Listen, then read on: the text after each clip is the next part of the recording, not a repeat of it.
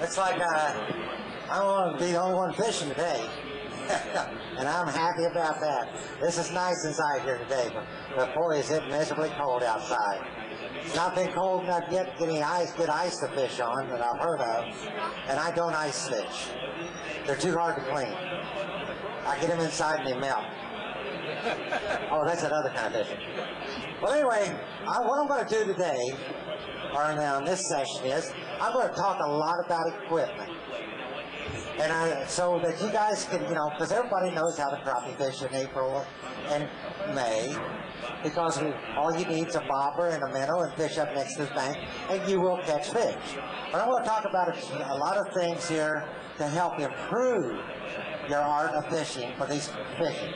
And believe me, crappie is a year-round fish. So I'm going to start right from the basics and start about knot time. Has everybody got a good knot, their favorite knot? Anybody out here? Believe me, the best knot that I can tell you that's easy to demonstrate and easy to remember is called a polymer knot. Well, I've got my little crappie hook, and I've got my 2-pound line here.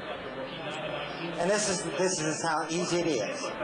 Run your line through the eye of the hook, and then right back through that same eye. You're going to end up with a loop here and 2 loose ends here. Now all you need to do is make an overhand loop knot, just like you're tying your shoes. Bring this loop through it, run it over the hook. You're using monofilament. Be sure and lick it, because anytime you rub 2 pieces of plastic together, it creates heat, and that will weaken your line. Wet it down and cinch it down.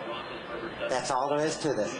This knot will actually work on all your power lines and stuff like that. It is a very, very good knot. I'll go through it one more time, and then afterwards, if you want to come down here and have a little personal demonstration, I'll show it to you again. But it's real easy to tie. In fact, it's so easy you just can't hardly mess it up. The only way I can say that you can honestly mess this knot up is to try to untie it. I had a guy downstairs, and he said that's harder to untie than it is to tie. I'm about ready to believe him. So run your line through the eye of the hook, and then back through it. You're going to end up with a loop on one side, 2 loose ends on the other side. Just like you're tying your shoes, run around, then around the hook, monofilament, lick it, then center down, and you're ready to go. Once you get this knot down, that's all you need. That really is a very good knot. And it is an 80 to 100% knot. Line strength has a lot to do with how you're fishing, or I should say line size. Now when I'm talking about line size, I know a lot of you guys have heard you need small diameter line or lightweight line. Well, these poles that I have on here, and I'm spooled up with a product called Power Pro line. This is the best line that I think that I've ever had on my reels. It is like, I used to use fire line, and I thought that was the best stuff in the world. Well, this is taking that a step farther. This is actually a braided line, and it's 2-pound size, and it's got 10 pounds of strength. Plus, it has the 0 stretch in it. Believe me, that 0 stretch has put more fish in the boat than I could ever believe of, because you feel those bites. With your monofilament, they have up to a 25% stretch. The deeper you fish with monofilament, the worse it works.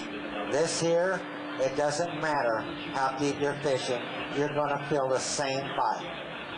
This is the stuff. Now, I'm like most, I see a lot of glasses out there, and if you're like me, you can't see the line, especially those thin diameter lines. This here is what they call high visibility yellow. You can see it. I'm going to dispel a myth. How many people think that crappie are actually line shot? Not a chance, guys.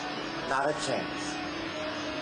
If a crappie will hit this, and we all know they will, what makes you think that he's been caught enough times to realize that this yellow wire or this yellow colored line is something that he won't hit a fish? You know how many times that fish would have to be caught before that could even be possible? Thousands of times. Well, let me tell you, a crappie that's been caught 1,000 times is usually in the frying pan. So do not worry about line color. It does not make any difference. Because like I say, they'll hit this, and it's the same thing about jig weights. Jig weights, now these are quarter-ounce jigs, and this, I'll guarantee you, this is what I'm using in the wintertime. I'm fishing deep, but what I want is to feel the sensitivity of those light bites. If you look at that pole tip, it bends very easy. I've got a ½ ounce of weight on it. I've got 2 quarter-ounce jigs. But when anything touches that, I'm going to know it. So then when I feel that touch, because sometimes they're just light bites, set the hook. That's all you need to do. Now what I do in the wintertime is I don't look for brush piles. This is one of my mobile brush piles. But I'm not really looking for brush. I'm looking for the drop-offs into the channel. And I say, like, if this was it, I find this drop-off and it drops down in there, I'm looking along this edge here for these fish. And you may have to search a while to find it. In fact, you're going to think maybe sometimes it is a brush pile. But it's not. It's going to be what they call a pod of crappie. Will they always be on the bottom? No. At Melbourne 2 years ago, there must have been an acre of crappie at 16 foot over 26 foot. And if you was fishing a foot above them, you wasn't getting anything. If you was fishing a foot below them, you weren't getting anything. So you need to get right into it. Now I use the Lowrance graphs, and I can actually just watch those jigs go down to that depth. Or you can do it this way. This is a 7-foot rod. So there's 7 foot of line here. Now all I need to do is add 7 more foot to it, and that's 1, 2, 3, and so on. Because when I pull this off, I'm pulling off about a foot each time. And you get right into them. And whenever you start fishing it, if you start catching them all on the bottom hook, lower it down.